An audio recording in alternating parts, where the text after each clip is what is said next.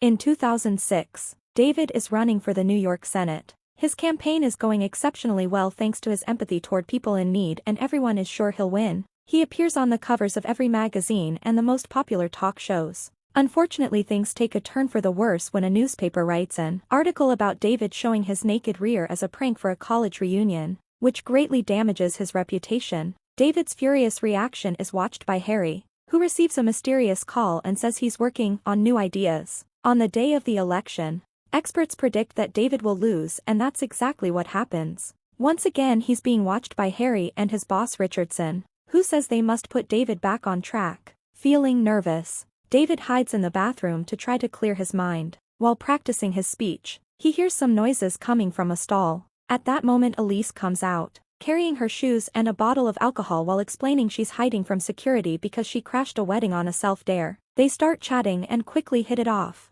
Elise admits that she loved David's reunion prank, and David claims he's happy he lost because he'll have more time to himself. But Elise doesn't believe him because she can tell he loves being in a crowd. Suddenly they start kissing very passionately, as if this talk had been enough to fall for each other. The moment is interrupted by campaign manager Charlie. So Elise immediately leaves without giving David a chance to get her contact information because she must run away from the guards. Afterward, David goes out to give his speech, reading what he prepared in advance. However, he stops himself when he realizes he's just saying the usual socially acceptable words and decides his public deserves an authentic reaction. David now talks from his heart and people quickly start loving him again. A month later, Harry meets with Richardson, who asks him to spill David's coffee on his shirt so he'll miss the bus. David isn't interested in politics anymore and now works as a senior partner in a firm founded by Charlie. Harry falls asleep while waiting at the park, and by the time he wakes up, David is already on the bus. As Harry runs after it,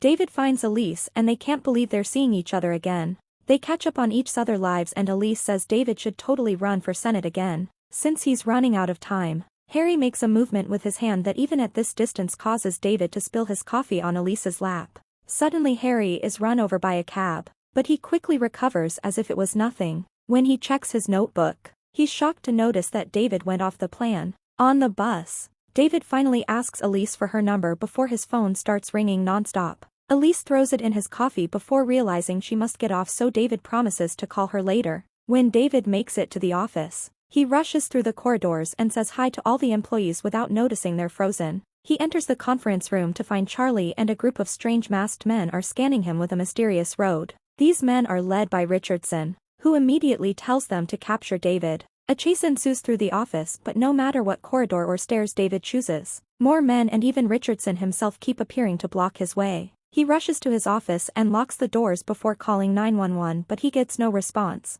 Then the strange men somehow open the locked doors and tackle David, holding him down on the floor while Harry puts him to sleep with chloroform. Moments later, David wakes up in an empty warehouse and hears Richardson talking to his boss on the phone. Apparently he's being scolded for failing. When he hangs up, he announces that David needs to be reset, but one of the men points out that the chairman would never authorize that. David asks for an explanation and Richardson says he's the guy that makes sure everything goes according to plan. A wary David tries to run away, but Richardson only needs to flick his hand to bend a small piece of the floor to make him fall. The men put David back on the chair while Richardson explains he can read David's mind, which he proves by guessing what color and number he's thinking. This group of people is the Adjustment Bureau, or TAB, and David wasn't supposed to see them when they were adjusting Charlie. He was supposed to spill his coffee in the park and go back to get clean clothes to then arrive late at the office. So TAB would have been gone by the time he arrived. Each person in the world has an assigned path, and TAB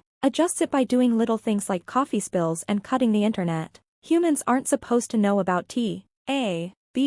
So Richardson makes David promise he won't say a word to anyone. If he breaks that rule, they'll reset his brain and personality. Richardson also tells David to never see Elise again since she isn't in his path. The men take the card with Elise's number from David's pocket and Richardson burns it. Afterward, David is thrown in Charlie's office. Everyone is moving normally again and David can't see TAB anywhere. The rest of the day he can't stop thinking about what happened, and even Charlie notices how distracted he is during a meeting. After work, David goes to a bar and tries to remember Elise's phone number. Suddenly Harry sits next to him and wonders why David is so fixated on this woman he isn't supposed to talk to. It's dangerous to discuss TAB in a bar, so they agree to meet later on a boat for privacy. There Harry explains that water prevents him from reading David's actions. He also reveals that agents can't actually read people's minds. They just study their histories and patterns, so they become easy to predict. Harry advises David not to search for Elise if he doesn't want T.A.B. going after him. 3 years later, David is on the bus when he suddenly sees Elise walking on the street. He immediately gets off and runs to catch up to her. He admits that for the last 3 years he rode the same bus every day hoping to see her. They go for a walk while David explains he lost her number and couldn't find her online because he didn't know her surname. A.T.A.B. Agent immediately notices the change in David's routine and warns Richardson, who sends his men after them. Elise shares that she's a dancer in a contemporary ballet company and tells him about the show she's having tomorrow night. The duo stops at a cafe to have breakfast while Richardson watches them from afar, noticing several inflection points in Elise's path too. If they kiss, there'll be an irreparable deviation from the plan. T.A.B. sends Charlie to interrupt the date by reminding David has a speech he can't skip. When they're about to kiss, Richardson sends Charlie a message pretending to be the TV crew, and Charlie ruins the moment by rushing his friend. Before leaving, David kisses Elise's cheek and promises to see her again. That afternoon, David announces he'll run for Senate again while Elise receives a trick text from T.A.B. telling her the rehearsal has changed locations. After finishing his speech, David sees Richardson watching him from afar and suspects something is wrong. So he tells Charlie to cancel all his interviews. Then he rushes to the ballet company's studio and finds it closed. David calls the company to try to ask about the rehearsal, but the call is quickly disconnected. He even borrows a random man's phone to try again, to no avail. Noticing that David is still running around the city, Richardson and his assistant appear in front of him to try to convince him to forget about Elise. David asks why he feels like this if it wasn't on his plan, but Richardson doesn't know either. A frustrated David enters a cafe to ask if anyone knows where the ballet company is, and luckily a client gives him an address. Then David tries to take a taxi, but Richardson won't let any car stop for him. David manages to run after a particular cab, but when the car stops, another vehicle crashes against it. After checking on the cab driver, David looks inside the other car only to find it empty. He calls 911, and when the cops arrive, an officer wants to take him to the station as the only witness. A wary David asks the sergeant if it's really necessary, and when she tells him they'll call him later, David turns around to find the officer gone, which means he was a T.A.B. agent. Now David can finally take a cab and pays the driver $100 to drive while ignoring everything that may appear around them, even the stop lights. The agents run as fast as they can, using their powers to go through several buildings and locked doors. However, when they make it to the studio, it's too late. David has already seen Elise. Richardson warns him that more powerful people will come after him before going to the office to meet with his superior. It turns out that Elise and David were meant to be together a couple of times in the past decades, but the plan changed in 2005. Now the remnants of the old plans keep pushing Elise and David together. Richardson looks for Harry to inform him that it wasn't his fault after all. That night, Elise and David have a lot of fun together, racing on the streets, dancing at the club, and sharing stories from their childhoods. The couple then shares a kiss and goes home to get dirty. After they fall asleep, they're watched by Agent Thompson. The next morning, Elise receives several calls from his ex, who she hadn't talked to in a long time.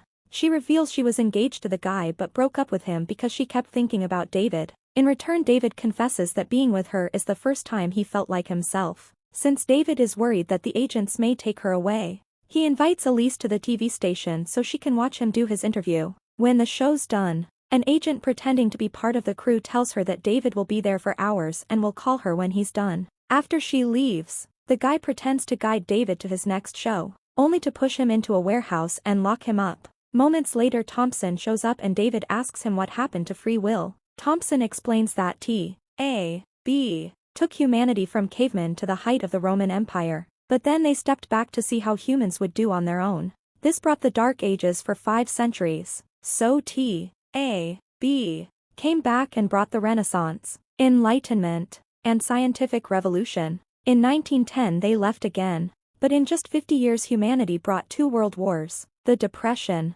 fascism, the Holocaust, and the missile crisis. T.A.B. decided to never give humanity free will again. Meeting Elise years ago wasn't chance. She was supposed to inspire David not to give up and launch a political career that will take him to big places in the future. Thompson points out David won't become president if he stays with Elise. However, David still believes in the fate created by making his own choices and chooses her. So Thompson opens the gate and lets him go. David immediately rushes to the theater to watch Elise's show, and Thompson appears next to him again to explain that Elise can become the most famous dancer in the world, but if she stays with him she'll only teach dancing to kids. Thompson says the choice is David's, but on his way out he nods and makes Elise fall in the middle of her performance. Afterward, David takes a wounded Elise to the hospital. While the doctors run some tests, Thompson appears again and blames David for this accident. So David punches him. Thompson points out David always ruins his big opportunities with impulse, like the prank that ruined his last election.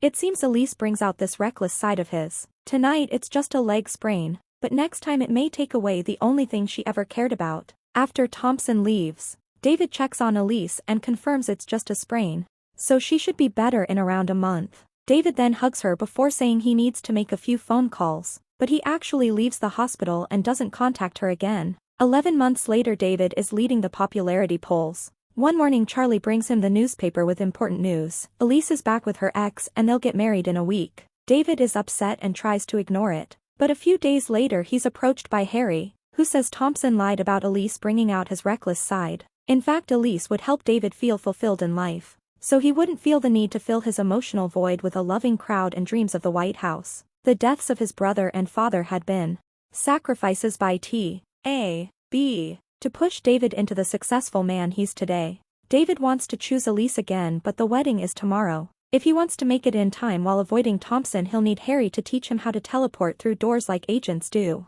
Harry advises him to always turn the doorknob clockwise and explains that doors are never locked when they're wearing their special hat. They take a random door and appear at a museum, followed by the pumping station. Harry asks David to wait before turning the doorknob counterclockwise, which lets him meet with other agents. Once those men are gone, Harry teaches David the route he must follow through the doors so he can find the one he needs, and reminds him to run from every person wearing a hat because it may be an agent in disguise. The duo studies all night, and in the morning Harry gives David his hat, wishing him good luck. As soon as David starts crossing doors and running under the rain, T.A.B. loses track of him and sends out a team to find him. Moving as fast as possible, David dodges traffic but ends up crashing against people when he reaches the courthouse. The groom is already waiting for his turn but worries because Elise hasn't shown up yet. There's a metal detector at the courthouse entrance, so David has to leave his jacket and phone behind, but he manages to retrieve his hat. After running through several corridors, David finally finds Elise in the bathroom,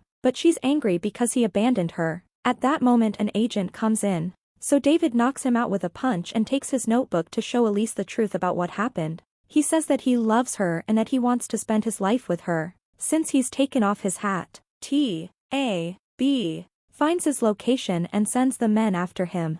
David makes sure to block the door and puts on the hat again before taking Elise through a door to teleport right into a stadium, which helps her believe his story. The couple runs through many doors all over the city, and when Elise almost has a panic attack, David calms her down and asks her to trust him. As the agents begin chasing after them, the duo goes through another door and Elise freezes in front of the Statue of Liberty. David gives her more details about what's going on and lets her choose if she wants to come with him or leave him to never see him again. Elise chooses to go with him and they turn the door counterclockwise, which takes them to T.A.B. headquarters. A few agents try to stop them, but David pushes them off before crossing another door and taking the stairs. With the agents still coming after them, they run through endless corridors, rooms, and more stairs until they make it to the roof. At that moment the agents surround them. So Elise and David say, "I love you," to each other and share a passionate kiss, which causes all the men except for Thompson to disappear. When Thompson tells them that trying to write their own fate won't ever work,